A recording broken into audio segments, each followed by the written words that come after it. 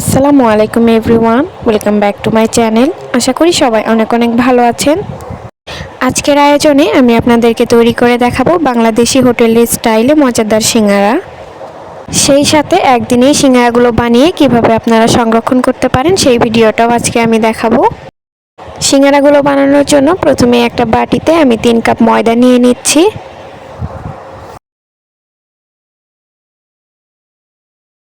এবার এর মধ্যে লবণ দিয়ে দিব স্বাদ অনুযায়ী। দিয়ে দিলাম 1 টেবিল চামচ চিনি, এটা অপশনাল, আপনারা চাইলে স্কিপ করতে পারেন। 1 চা চামচ কালো জিরা দিয়ে দিলাম। এবার দিয়ে দিব হাফ কাপ তেল।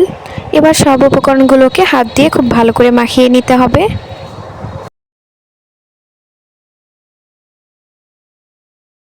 আমার সবগুলো উপকরণ ভালো করে মিশিয়ে নেওয়া হয়ে গিয়েছে। এবার এর মধ্যে আমি অল্প অল্প করে পানি দিয়ে একটা ডো তৈরি করে নিব।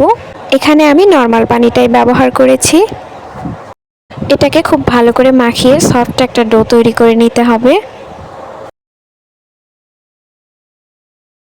আমার এই ডোটা তৈরি হয়ে গিয়েছে।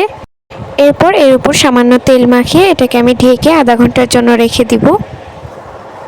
আর এই ফাঁকে আমি ভেতরের পুরটা রেডি করে নিব। সিঙ্গারার ভেতরের পুরটা রেডি করার জন্য আমি একটা কড়াইতে পরিমাণ মতো তেল গরম করে নিয়েছি। এবার এর মধ্যে দিয়ে দিব হাফ কাপ পেঁয়াজ কুচি। পেঁয়াজটাকে আমি হালকা নরম করে ভেজে নিব। পেঁয়াজটা নরম হয়ে আসলে এর মধ্যে আমি দিয়ে দিব 1 চা চামচ পাঁচফোড়ন আর দিয়ে দিব স্বাদ মতো কাঁচামরিচ। এবার এগুলোকে কিছুক্ষণ ভেজে নিব।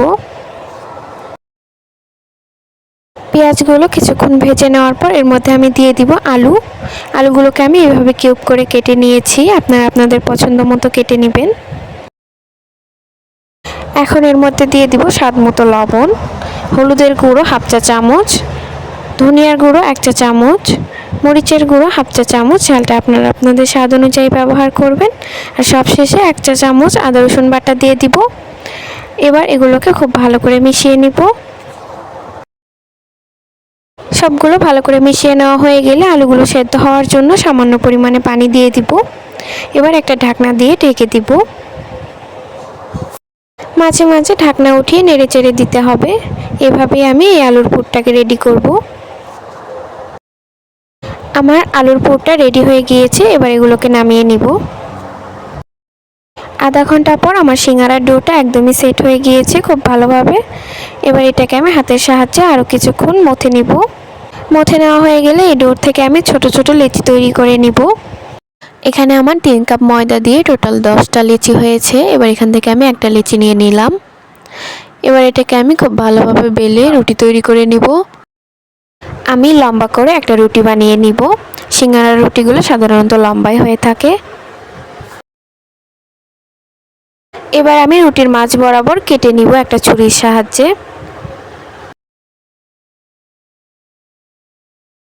এবার কাটার যে অংশটা আছে এই অংশে সামান্য পানি লাগিয়ে নেবেন। এবার এটাকে এইভাবে ভাঁজ করে নিতে হবে। এটা আসলে বলে বোঝানো যায় না, আপনারা দেখে নিশ্চয়ই বুঝতেই পাচ্ছেন। এখন এর ভিতরে আমি আলুর যে পুরটা তৈরি করে রেখেছিলাম সেখান থেকে সামান্য দিয়ে দিব। এবার এর চতুর সাইড দিয়ে আবারও পানি লাগিয়ে এর মুখটা বন্ধ করে দিব। আপনারা নিশ্চয়ই দেখে বুঝতেই পাচ্ছেন আমি এটাকে কিভাবে ভাঁজ করে নিচ্ছি।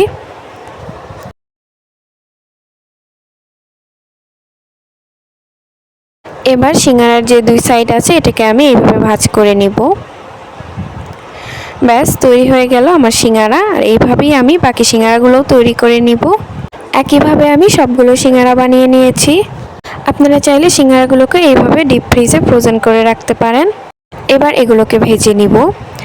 ভেজে নেওয়ার জন্য কড়াইতে পরিমাণ মতো তেল গরম করে নিয়েছি। এবার এর মধ্যে আমি একে একে সবগুলো সিঙ্গারা দিয়ে দিব। এখন এগুলোর এপিট ওপিট খুব ভালো করে ভেজে নিব। সিঙ্গারাগুলোকে সময় নিয়ে অল্প আঁচে খুব ভালো করে ভেজে নিতে হবে।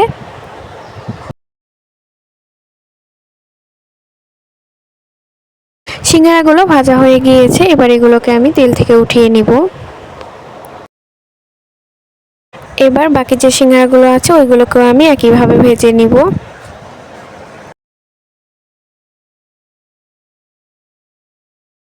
তৈরি হয়ে গেল আমার মজাদার হোটেল স্টাইলে সিঙ্গারা রেসিপি। রেসিপিটি কেমন লাগলো কমেন্টে জানাতে ভুলবেন না। ভালো লাগলে অবশ্যই চ্যানেলটিকে সাবস্ক্রাইব করে আমার পাশেই থাকবেন। এতক্ষণ পর্যন্ত আমার ভিডিওটি দেখার জন্য সবাইকে অসংখ্য ধন্যবাদ। সবাই অনেক অনেক ভালো থাকবেন।